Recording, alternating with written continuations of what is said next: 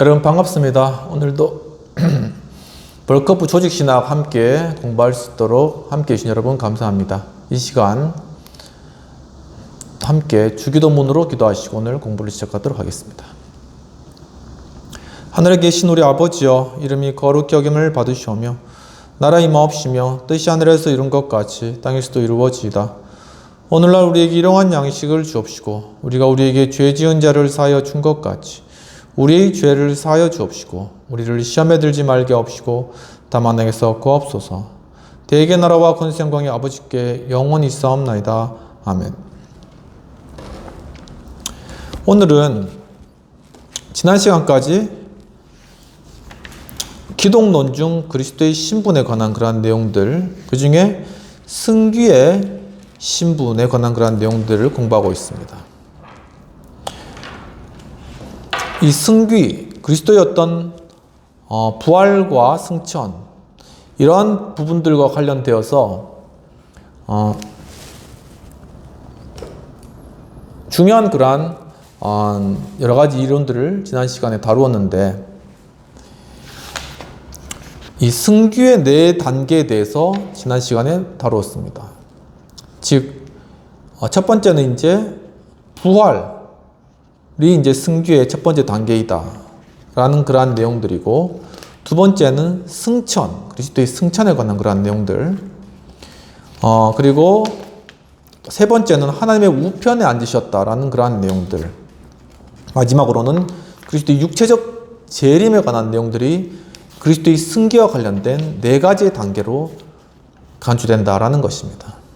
그 중에 첫 번째 부활과 관련돼서 지난 시간에 부활의 성격이 무엇인가라는 것을 다루었고, 또한 부활 사건의 주체는 누구인가, 부활 교리에 대한 반론은 무엇인가라는 것을 다루었으며, 또한 부활 사실을 달리 설명하려는 여러 가지 시도들에서 대해서 배웠는데, 그 중에 첫 번째가 허위다 라는 그러한 설이 있었고, 두 번째는 기절설, 진짜 죽은 게 아니라 기절하셨다.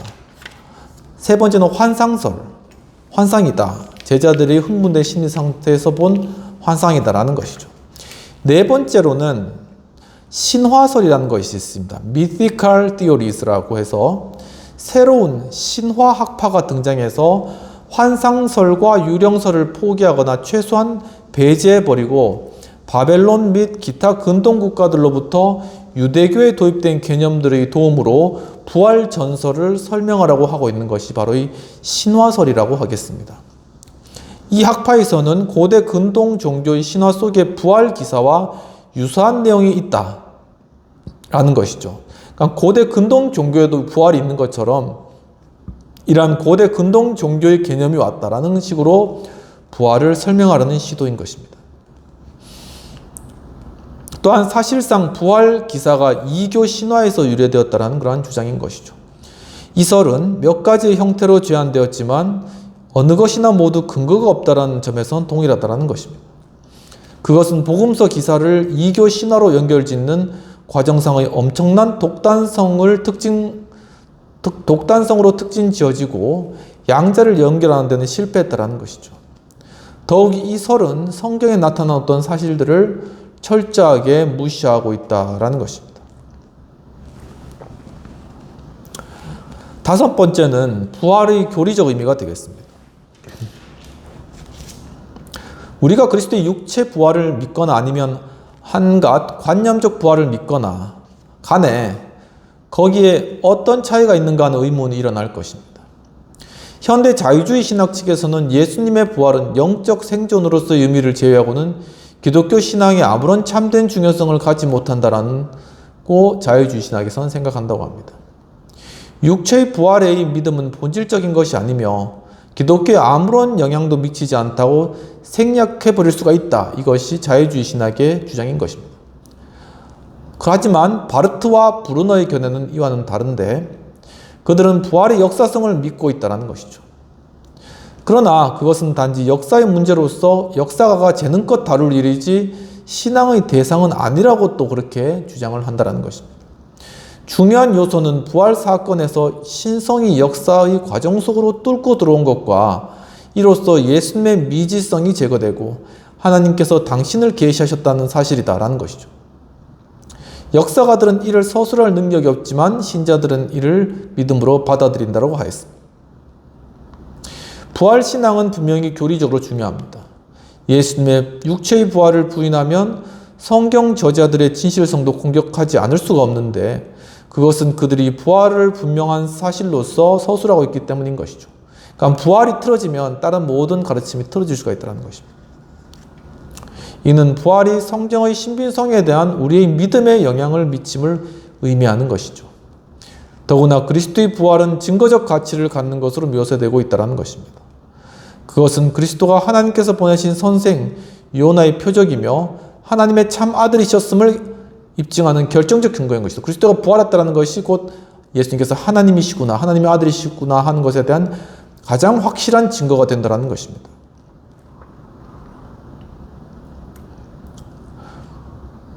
더욱이 중요한 것은 그것은 또한 영생의 사실에 대한 최고의 증거라는 것이죠. 우리에게 영생이 주어졌다. 영생하는 것이 존재한다는 것이죠. 또한 더욱 중요한 것은 부활이 구속사역의 핵심에 따라서 복음의 핵심의 하나의 구성 요소로서 관계가 있다는 사실인 것입니다. 그러니까 복음이라는 내용 자체의 중심에 이 부활이라는 사실이 들어가 있다는 사실입니다. 그것은 하나님의 교회의 위대한 기초성 중에 하나입니다. 그리스도의 속죄 사역이 효력을 가지려면 죽음이 아닌 생명으로 종결되어야 하는 것이죠. 더 나아가 그것은 그리스도의 완성된 사역에 대한 천부의 추인이자 그것을 연락하셨다는 공적 선언이었다는 것입니다. 그리스도께서 대속물이 되셨다. 하나님께 드리는 제물이 되셨다는 것을 최종 확정되는 것이 그리스도가 부활하셨다는 사실인 것입니다. 그 속에서 그리스도는 율법의 지배에서 벗어나셨다는 것이죠. 끝으로 부활은 다시 사시고 승교하신 예수님께서 교회의 머리와 우주적 주님으로서 새로운 삶에 들어가심을 의미하는 것이다라는 것입니다. 이것은 그가 자신의 구속사역의 성과를 베푸실 수 있게 해주었다라는 것입니다. 그리스도가 부활하심으로 말미암아 자신의 구속의 사역의 성과는 무엇입니까? 즉 죄인들을 구원해내는 것이죠. 바로 그러한 일들을 가능하게 한 것이 바로 이 부활이 있었기 때문에 가능하게 되었다라는 것을 이야기하는 것입니다. 그럼 이까지 승교의 신분 중에 첫 번째 부활에 관한 내용들을 하였고 두 번째로는 승천에 관한 내용들을 다루도록 하겠습니다. 그리스도의 승천은 성경에서 부활만큼 뚜렷하게 부각되어져 있지는 않은데 이는 필시 승천보다는 부활이 예수님의 생애에 있어서 진정한 전환점이었기 때문인 것으로 보여집니다. 어떤 의미에서 승천은 부활의 필수적 보충이며 완성이었다라고 그렇게 볼 수 있다고 합니다. 그리스도의 더 높은 영광의 단계로의 전이는 부활에서 시작되어 승천으로 완전하게 되었다라는 것이죠. 이는 승천이 독립적 의의를 갖지 못한다는 의미가 그건 아닙니다. 비록 승천에 관한 성경적 증거가 부활만큼 풍부하지는 않지만 그래도 충분한 것이죠. 누가는 이에 관해서 두 차례 반복하여 기록하고 있는데 마가는 16장 19절에서 이에 관해 언급하지만 이 구절은 논란의 여지가 있다라는 것입니다. 마가복음 16장 19절 한번 찾아보도록 하시죠.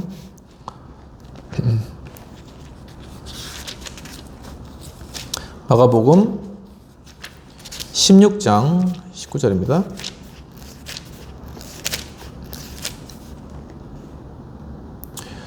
주 예수께서 말씀을 마치신 후에 하늘로서 올려지사 하나님의 우편에 앉으셨느니라 라는 그런 구절입니다. 예수께서 돌아가시기 전에 수차례 이에 관해 말씀하셨다라는 것이죠. 자신이 죽고 부활해서 하나님께로 돌아갈 것이다 라는 것. 바울은 이를 거듭했으며 티브리서는 승천의 중요성에 또 주의를 환기시키고 있다라는 것입니다. 두 번째입니다. 승천의 성질이 되겠습니다. 승천은 중보자의 위격이 그 인성을 좇아 지상에서 하늘로 가시적으로 올라가신 사건으로 이제 정의가 되는 것입니다. 그것은 한 장소에서 다른 장소로 움직이는 지역 이동이었다는 것이죠. 물론 이 말에는 천국도 지상과 마찬가지로 하나의 장소라는 의미가 함축되어 있다라는 것입니다. 그러나 예수님의 승천은 단순히 장소 이동에만 그치지 않고 그리스도의 인성의 좀 더 진전된 변화도 포함한다는 것입니다. 이제 인성이 천국적 영광의 충만함으로 진입했고 천상의 생활에 완전히 적응하게 된 것이다라는 것이죠. 최근의 어떤 기독교인 학자들은 천국을 장소가 아닌 어떤 상태라고 간주하며 따라서 승천을 지역적 의미로 생각하지 않는 경우가 있습니다. 그들은 그리스도께서 11 제자들에게 이 보는 앞에서 순간적으로 올라가셨음은 인정하려 하지만 이를 오직 우리 인성의 현재의 삶보다 훨씬 더 고차원적인 영적 질서로 승화되는 과정을 상징한다. 이렇게 주장하는 것이죠. 그러나 다음의 사항들을 고려할 때 지역적 개념이 더 지지된다라고 이야기하고 있습니다. 첫 번째, 성경에서 천국은 피조물, 그러니까 천사, 성도, 그리스도의 인성, 이 피조물들의 처소로 묘사되는 것입니다. 이들은 모두 어떤 식으로든 공간과 관련되어 있다는 것이죠. 오직 하나님만이 일체의 공간적 관련성을 초월하시는 분이시다라는 것입니다. 물론 천상적 공간에서 통용되는 법칙은 지상적 공간에서 통용되는 것과는 다를 것이다라는 것이죠. 두 번째, 하늘과 땅은 성경에서 거듭 병렬적으로 쓰이고 있다는 사실입니다. 이로 미루어 볼 때 만일 한쪽이 장소라면 다른 쪽도 장소이어야 된다는 것이죠. 장소와 상태를 그같이 병치시키는 것은 불합리한 일이다라는 것입니다. 세 번째, 성경은 우리가 천국을 하나의 장소로 생각하도록 가르치고 있다는 것입니다. 몇몇 구절들은 천국은 위에, 지옥은 아래에 있다고 생각하게 한다는 것이죠. 만일 단어의 의미대로 양자를 지역적 실체로 보지 않는다면 이는 무의미할 것이다라는 것입니다. 네 번째로는 구세주께서 천국에 들어가심이 승천으로 묘사되고 있다는 사실입니다. 제자들은 구름이 가리고 보이지 않을 때까지 예수님의 승천을 지켜보았습니다. 이와 동일한 지역 개념적 색채는 히브리서 기자의 심중에도 있었다라는 것입니다. 세 번째는 루터파의 승천관이 되겠습니다. 루터파의 승천관은 개혁파와는 상이합니다. 그들은 이를 지역 이동이 아닌 상태 변화로 보는 것이죠. 즉 그리스도의 인성이 성육신 당시에 전수받은 신적 속성을 완전히 향유하고 활용하심으로써 영원히 편재하시게 된 것으로 간주하는 것입니다. 좀 상태적인 변화로 보는 것이죠. 그리스도께서 하나님 우편에 앉으셨다는 개념에 대해 그들은 이 우편, 단지 권능을 상징하는 이 우편이란 도처에 편재한다라고 주장하는 것입니다. 그러나 모든 루터 교인들이 그리스도의 인성의 편재성이라는 주제에 있어 생각이 일치되는 것은 또 아닙니다. 더러는 이를 완전히 부정하며 더러는 승천으로 그리스도의 편재가 초래되었지만 승천에는 공간적 이동도 포함되며 그리스도는 이로써 그의 가시적 존재를 지상으로부터 철수시켰다라고 이렇게 믿고 있다는 것입니다. 루터교 내에도 이렇게 의견이 또 나누어진다라는 부분들입니다. 네 번째는 승천의 교리적 의미가 되겠습니다. 바르트는 승천이 언급된 빈도나 강조된 정도에 있어 부활보다는 훨씬 미달하며 오직 부활에서 하나님 우편에 앉으시기까지의 자연적 이동 과정으로 나타나고 있다라는 그러한 사실들을 볼 때 승천이 기독교 신주의 주요 조항 중에 한 자리를 차지한 사실에 대한 의문이 당연히 제기된다라고 지적하고 있었다라고 설명하고 있습니다. 그는 바로 이 이동에서 승천의 참된 의미를 발견하고 있는데 따라서 그는 승천을 가시적인 승귀 곧 제자들의 목전에서 발생한 공간적 수직 상승으로 강조하려 하지 않는다는 것입니다. 왜냐하면 그것은 하나님의 우편, 이는 장소가 아닌데 우편에 앉는 방법이 되지 못하기 때문이라는 것이죠. 그에게는 동정녀 탄생과 부활이 단순히 그리스도의 계시의 표지로 생각되었듯이 표적과 기사로서의 승천도 단지 하늘과 땅의 모든 권세의 소유자이신 예수 그리스도의 부활로서 나타난 계시의 표지라고 하는 것이다. 이렇게 설명하고 있는 것입니다. 그렇게 해서 이제 승천은 삼중적 의미를 갖는다고 하는데 첫 번째는 그것은 그리스도의 제사가 하나님께 드려진 희생으로서 지성소에서 그에게 통째로 드려져야 했음이라는 것과 천부께서 그리스도의 중보 사역을 충분하다고 인정하사 천국적 영광에 들어오도록 허락하셨음과 중보자의 나라, Kingdom of the Mediator, 중보자의 나라는 유대인의 나라가 아니라 보편적 국가였다라는 것 선언을 명확히 구차했다라는 그런 의미로서 승천이 존재한다라는 것을 설명하고 있는 것입니다. 두 번째, 그것은 이미 그리스도와 함께 하늘에 앉았고 그와 함께 영원히 거하도록 예정된 모든 신자들의 승천을 예고하며 또한 인간의 원래적 지배권의 첫 회복을 계시하셨던 했다는 점에서 역시 예시적인 사건이다. 는 것이죠. 즉 모든 신자들도 승천될 것이다 라는 것을 예표적으로 보여주었다라는 것입니다. 세 번째는 끝으로 그것은 그리스도 안에 있는 사람들을 위한 처소를 예배한 일에도 또한 기구적이었다라는 것이죠.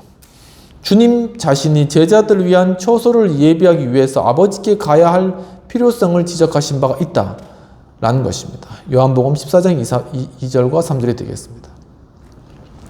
그렇다면 그리스도의 승귀, 세 번째는 하나님 우편에 앉으셨다라는 것입니다. 첫 번째로 성경적 증거가 되겠습니다. 그리스도께서 대제사장 앞에서 신문당하실 때 그는 자신이 장차 권능의 우편에 앉으리라 라고 예언하셨습니다. 베드로는 그의 설교에서 이 사실을 언급했는데 이 두 구절에서 역적인 덱시아이, 이게 우편이라는 것인데 그것은 비록 앞절은 지역으로 해석하는 편이 우세하지만 좀 더 일반적인 도구적 의미로 이해되어야 된다라고 주장하고 있는 것입니다. 이 단어는 에베소서 1장 20에서 21절, 히브리서 10장 12절, 베드로전서 3장 22절, 계시록 3장 21절, 22장 1절에도 언급되고 있다는 것이죠. 한번 찾아보면 에베소서 1장 20에서 21절부터 그의 능력이 그리스도 안에서 역사하사 죽은 자들 가운데서 다시 살리시고 하늘에서 자기의 오른편에 앉히사 라고 하셨다는 것이죠. 히브리서 10장 12절도 보면은 오직 그리스도는 죄를 위하여 한 영원한 제사를 드리시고 하나님 우편에 앉으사 라고 이야기를 하셨다라는 것입니다. 또한 베드로전서 3장 22절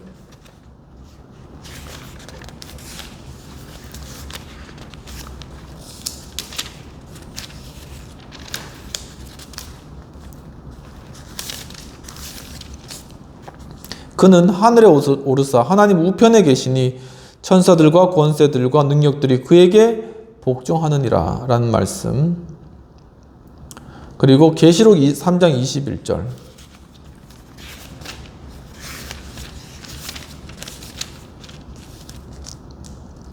이기는 그에게는 내가 내 보좌에 함께 앉게 하여 주기를 내가 이기고 아버지의 보좌에 함께 앉은 것 같이 하리라 라는 것.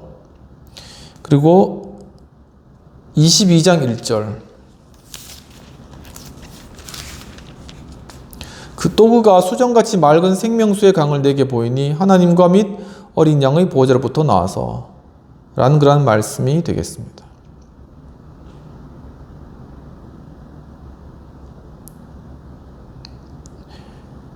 이런 부분들이 이제 언급되고 있는데 이 구절들 외에도 그리스도의 왕적인 통치에 관해 언급하는 몇 구절이 있다라고 이야기를 하고 있습니다. 두 번째는 하나님 우편에 앉으심, 두 번째 우편에 앉으심의 의미입니다. 하나님의 우편이라는 표현은 당연히 신인, 동형론적이며 문자적으로 해석할 수가 없다라는 것이죠. 문자적으로 우편에 앉으셨다 이것보다는 신인, 동형론적 하나님과 예수 그리스도의 한 분이시다. 함께 되셨다. 이제 이렇게 해석해야 된다는 것이죠.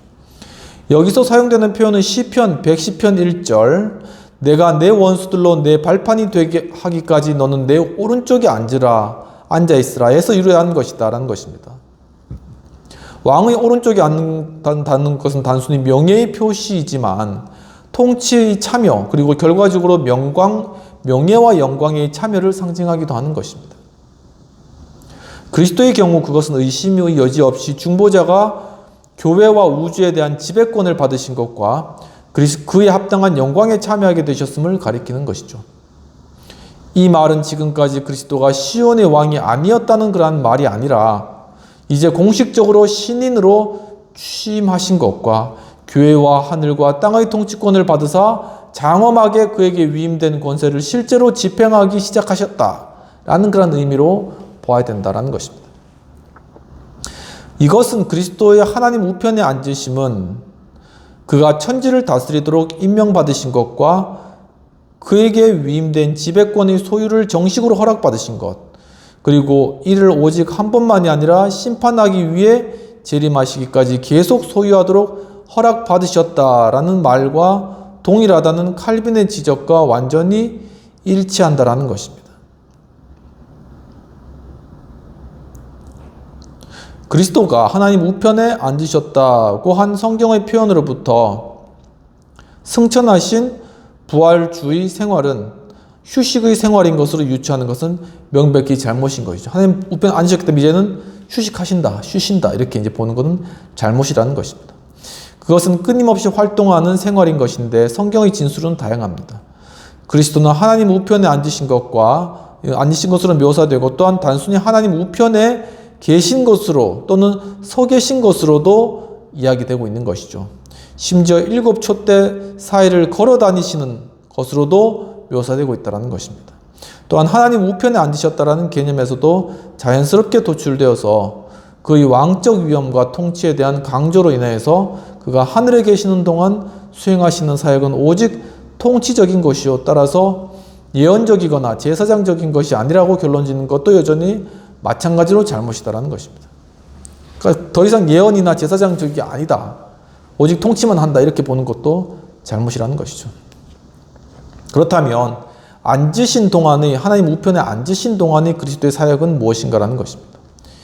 그리스도께서 하나님 우편에 앉아 계시는 동안 단지 피동적으로 신적 주권, 능력, 위엄, 영광을 받아 누리는데 그치지 않고 능동적으로 그의 중보 사역을 계속 수행하고 계신다는 사실이 마땅히 강조되어야 될 것이라는 것이죠. 계속적으로 하나님 보좌 우편에서 중보하는 그러한 일들을 계속 담당하신다라는 것입니다.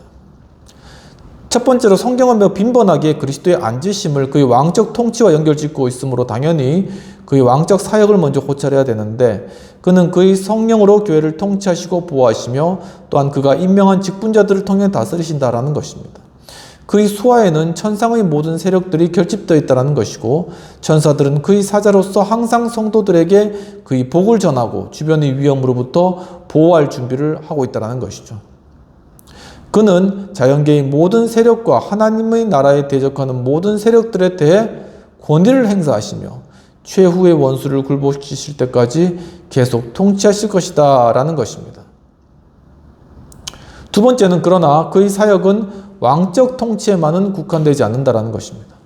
그는 멜기세덱의 반차를 계승한 영원한 대제사장이었고 그가 하나님 위에서 다 이루었다라고 외치셨을 때 그는 그의 제사장 사역이 끝났음을 뜻하지 않고 단지 그의 능동적 권한이 종결되었음을 말씀한 것이다라는 것이죠.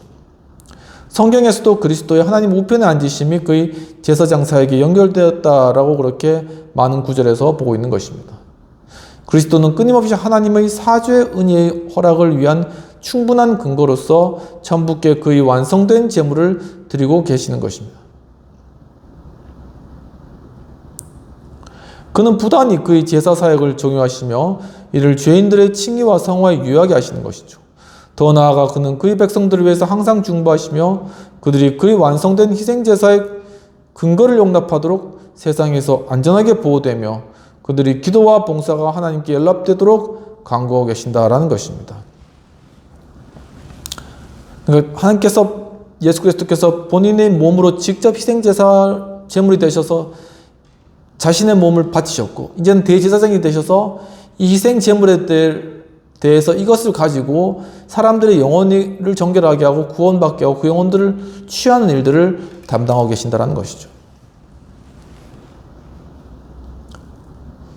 그들이 그의 완성된 희생제사에 근거하여 용납되고 세상에서 안전하게 보호되며 그들의 기도와 봉사가 하나님께 연락되도록 간구하신다는 것이죠. 루터파는 그리스도의 중보 기도가 소리와 실상이라는 사실을 강조했다는 것입니다. 그러나 개혁파는 그것이 1차적으로 그리스도께서 천부와 함께 인간적 본성 속에 임재해 계신다는데 기인한다는 사실과 기도란 탄원이라기보다는 적법한 요구 제시로 간주되어야 된다 함을 강조하고 있다라는 것입니다.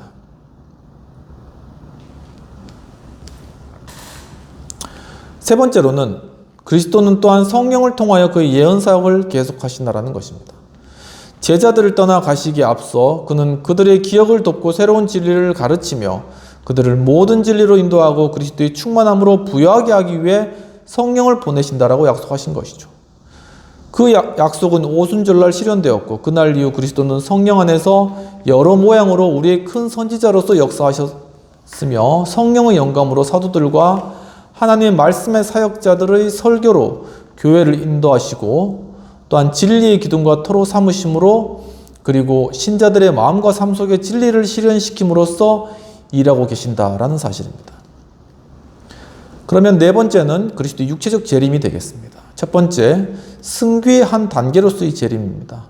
때때로 그리스도의 재림은 마치 하나님 우편에 앉으심이 최후의 정점이기나 하듯이 그의 승귀 단계에서 생략되는데 그러나 이는 잘못이라는 것이죠.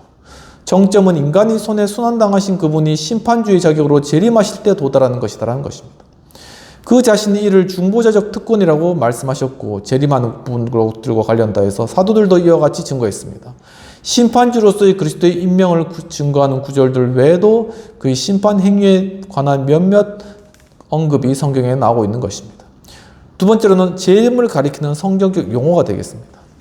예수 그리스도의 장래 재림을 가리키는 몇 가지 용어가 있는데 파루시아는 이 중에 가장 일반적인 것입니다. 그 원래 의미는 단순히 임재, presence이지만 또한 임재에 앞선 강림을 뜻하기도 하는 것입니다. 이 용어를 예수 그리스도의 재림에 연관시켜서 사용할 경우에는 후자의 의미로 통용되는 것이죠. 두 번째 용어는 바로 아포칼립시스라는 것입니다. 이는 재림이 예수 그리스도의 나타남이 되리라는 사실을 강조하는 것입니다. 이 단어는 예전에 감추었던 어떤 것, 여기서는 예수 그리스도의 감추어진 영광과 위엄이 되는데 이런 것이 드러냄을 의미하는 것이죠.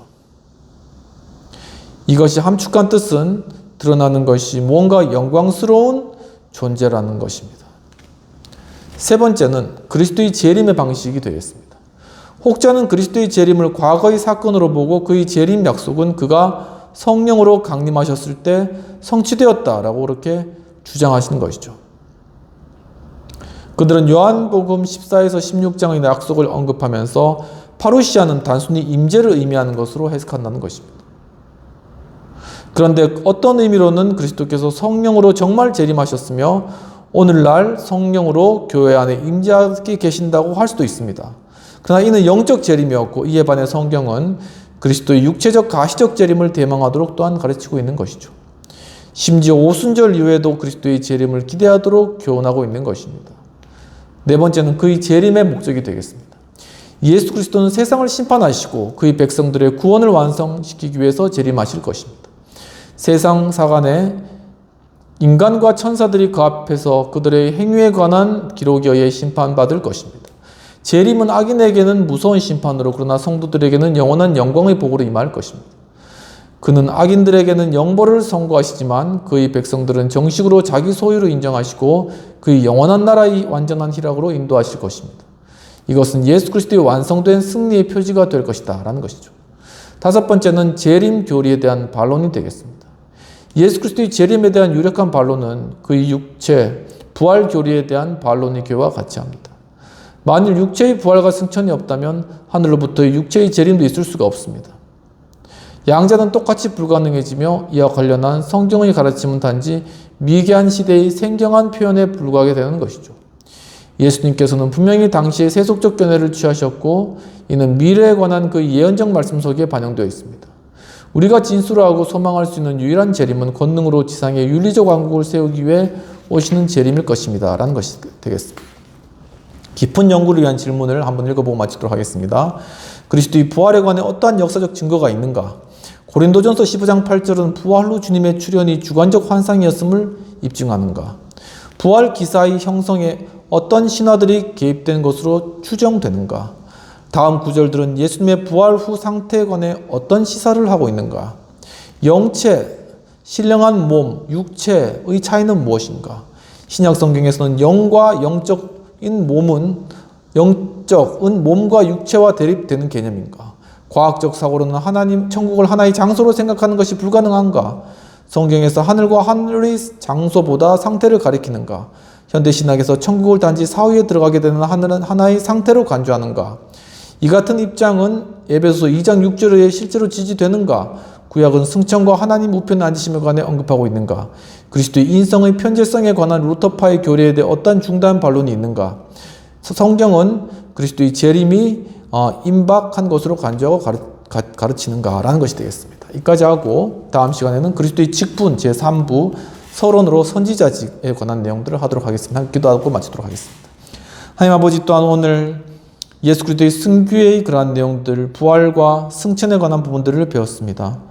주여, 그리스도께서 정말 부활하시고 또한 승천하시고 또한 재림하실 이러한 놀라운 주님의 사역들을 저희가 바라보며 주님을 더욱더 가까이 느끼고 또한 다시 오실 주님을 대망하며 정말 주님께서 우리에게 주신 성령의 강림하심으로 말미암아 충만하여 이 땅 가운데 그리스도의 은혜를 드러내고 그리스도의 뜻을 전하는 복된 삶 살아갈 수 있도록 도와주옵소서. 감사하고 모든 말씀 우리 주 예수님 이름으로 기도합나이다. 아멘. 오늘도 공부 함께 해주신 여러분 감사합니다. 더운 날씨 가운데도 승리하시고 말씀 가운데 큰 은혜 누리시고 또한 부활하시고 승천하시며 또한 다시 오실 예수님을 고대하는 마음으로 성령과 동행하는 복된 삶 살아가시기를 축원합니다. 감사합니다.